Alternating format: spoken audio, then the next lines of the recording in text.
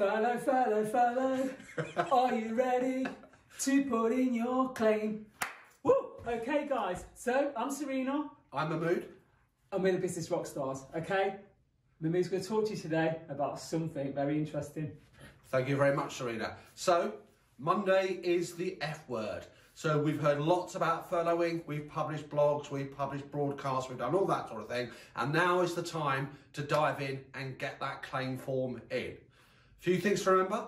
We've assumed you've done all the necessary, you've written to your employees, you've got the letters on file. If you're a board member, you're a company director, you've got all those board minutes, bits of bobs in the background done. Claim form, key things you need to remember: what you're furloughing for, the amount you're claiming, number of employees, make sure you're registered PAY online. We're doing a lot of the claims for our own clients, getting those through the system here. The system will likely take a lot of crashing to get sorted. HMRC have done a fantastic job. Not often you hear me say that. You've got any issues, you come back to us. Failing that, good luck, get that money. Okay, guys, so good luck with the furloughing. Till next time, ciao. Ciao.